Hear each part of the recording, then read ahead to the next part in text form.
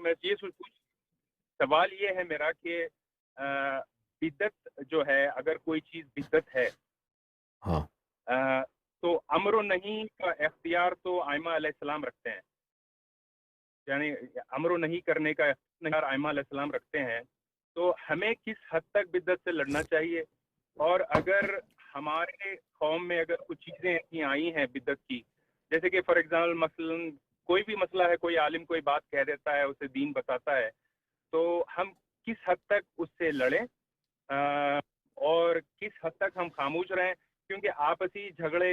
فسادات، خود ائمہ علیہ السلام کا اقوال ہے کہ بھائی آخری زمانے میں شیعہ ایک دوسرے کو کافر مشرک کہیں گے، سارے مسلمان ایک دوسرے کو یہی کہہ رہے ہیں آلریڈی، تو ہم کہاں پہ رکیں اور کہاں پہ بدعت کو جو ہے نمایاں کریں؟ یہ چیز مجھے سمجھ میں نہیں آتی، تو میں سوچا کہ آپ سے ایک بار پوچھ لوں۔ اچھی بات ہے، جواب سن لیجیے آن لائن۔ تھینک یو، جی ٹھیک ہے بھائی، بہت مہربانی۔ دیکھیں پہلی بات تو یہ ہے کہ اگر بدعت پتہ چلے نا، بدعت ہو، بدعت وہ یقین ہونی چاہیے کہ بدعت ہے۔ اگر کسی اچھی بات کو انجانے میں آپ بدعت کہہ دیں، اس کو فساد کر دیں، تو بری بات ہے۔ لیکن جو بدعت ہے، میرے پاس کافی ہوتا، میں آپ کو دکھاتا کافی شریف کو، لیکن ایک دفعہ اگر ثابت ہو جائے کوئی چیز بدعت ہے، تو صاحب بدعت کو اگر وہ نہیں جانتا نا، تو اس کو پیار محبت سے سمجھا دیں، وہی کافی ہوتا ہے۔ لیکن وہ صاحب بدعت مانے گا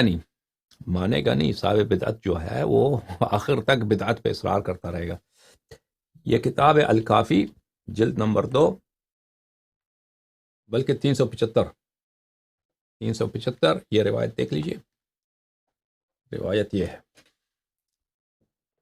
امام صادق علیہ السلام نے فرمایا، رسول اللہ صلی اللہ علیہ وآلہ وسلم نے فرمایا، اذا رأیتم اہل الریب والبدع، وہ لوگ جو شکوں کو براتے ہیں، شکوک، ریب یعنی شکوک، شبہات کے اتباع کرنے والے اور بدعت والے میرے پاس، فاظہروا البراءۃ منہم، ان سے اپنی بیزاری ظاہر کرو، واکثروا من سبہم، ان کو گالی دیا کرو، ان کو گالی دے دو، ان کو زیادہ گالی دے دو، ان کو زیادہ گالی دے دو، زیادہ سے زیادہ گالی دے دو، والقول فیہم، اور ان کے عیب بیان کرو، والوقیعہ،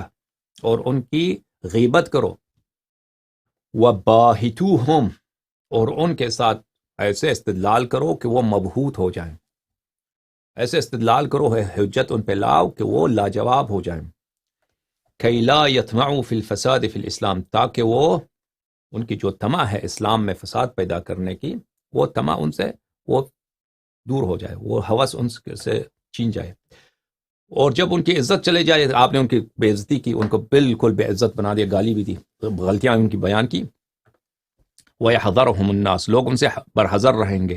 اور لوگ ان کی بدعت نہیں سیکھیں گے۔ اگر یہ کام کرو، یکتب اللہ لکم بذلک الحسنات ویرفع لکم بہ الدرجات فی الآخرہ، اللہ تعالیٰ آپ کے حسنات میں اضافہ فرمائے گا اور آپ کے درجات آخرت میں بہت بلند کرے گا۔ سمجھ میں آئی نا بات آپ کو؟ یہ بدعت اگر واقعاً بدعت ہے تو اس کے سامنے ساکت رہنا درست نہیں ہے۔ ساکت اگر رہیں، اگر تقیہ کر رہے ہیں تو وہ تو لازمی ہے، تقیہ اگر کرنا ہے تو تقیہ کر لو، اگر لیکن جان کو خطرہ نہیں ہے، عزت کو خطرہ نہیں ہے، تو پھر تو کہنا چاہیے، آواز اٹھانی چاہیے نا، تاکہ لوگ سیکھ جائیں، اللہ دین تو تباہ ہو جائے گا، دین بچے گا ہی نہیں۔